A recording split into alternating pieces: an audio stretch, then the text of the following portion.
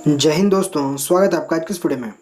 आज के इस वीडियो में बात करने वाले हम मसूद शाह के बारे में, जिनका शासनकाल 1242 से लेकर के 46 ईस्वी के बीच का था। अब चूंकि हमने पिछले वीडियो में देखा था कि किस तरह से बैरम शाह को मौत के घाट उतार दिया गया था, यानी कि बलि का बकरा बना दिया गया था।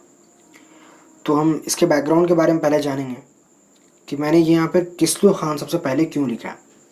अब चूंकि किस्लो खान ने ये चीज़ के लिए दावा किया कि उसने बैरम शाह के मर्डर में सबसे ज़्यादा रोल, जो भी षड्यंत्रकारियों में जो सबसे आगे रहा था वो किस्लो खान था। और उसने क्या किया, सुल्तान के पद पर कब्जा कर लिया और उसने अब अपने आप को सुल्तान घोषित कर लिया।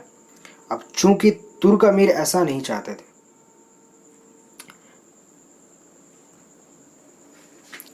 इस तरह से जितने भी तुर्क अमीर थे वो नहीं चाहते थे कि इल्तुतमिश के वंशज में ऐसे चेंजेस हो कि सुल्तान कोई तीसरा ही बन जाए, यानी कि सुल्तान कोई दूसरा ही बन जाए इल्तुतमिश के वंशज को छोड़कर। तो इसमें चेंजेस वो नहीं चाहते थे।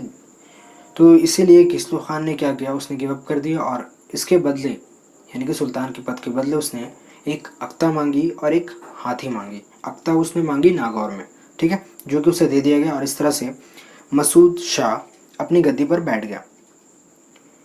दूसरी तरफ कुतुबुद्दीन हसन को नायब का पद दिया गया।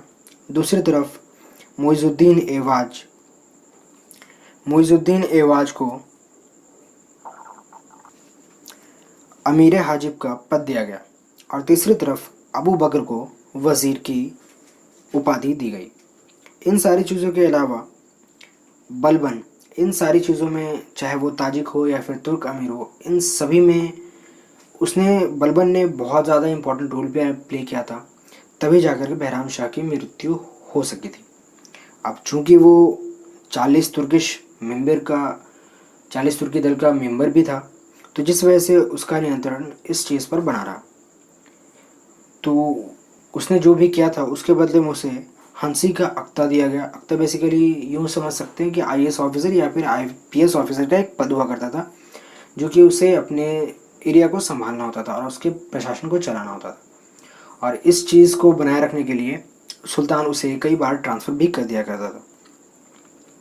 और उसके बाद फिर हंसी अख्ता देने के बाद उसे फिर आमिर हाजिब बनाया गया। और उस जिस तरह से उसकी एबिलिटी थी, उसने अपनी एबिलिटी और अपनी योग्यता को प्रमाणित करते हुए बहुत आगे तक चल पड़ा था।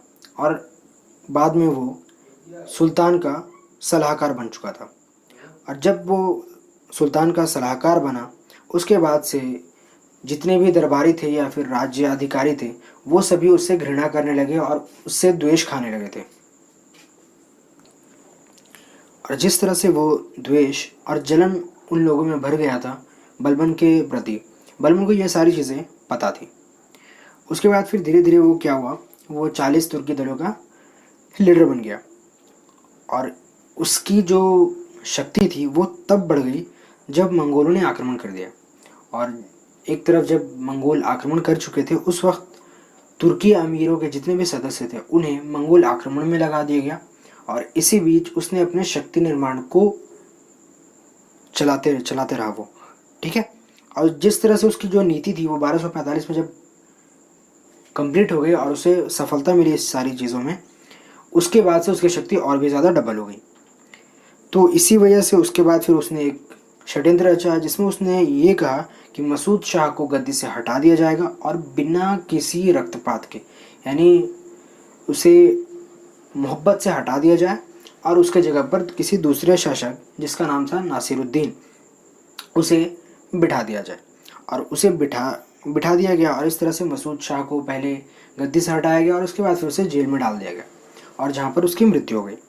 अब ऐसा भी हो सकता है कि उसे जनता के नज़र में अच्छा बनना हो, जिस चीज़ के लिए उसने उसे पहले गद्दी से हटाया फिर जेल में डलवाया, और हो सकता है उसने उसे जेल में मरवा भी दिया। उसके बाद फिर जिस तरह से नासिरुद्दीन शाह शासक बने, और इस तरह से जिस तरह से उसने तुर्क अमीर के जितने भी लोग थे या फिर तुर्की के जितने भी सदस्य थे, उन सभी को जिस तरह से इसने अपने षड्यंत्र में शामिल किया था, वो काबिले तारीफ था। तो आज के इस वीडियो में बस इतना ही था। अगर वीडियो आपको अच्छा लगा तो प्लीज़ लाइक करें, कमेंट करें, दोस्तों के साथ शेयर करें अगर आप इस चैनल पर नए हैं तो प्लीज़ चैनल को सब्सक्राइब जरूर कर लें। तब तक के लिए जय हिंद, वंदे मातरम।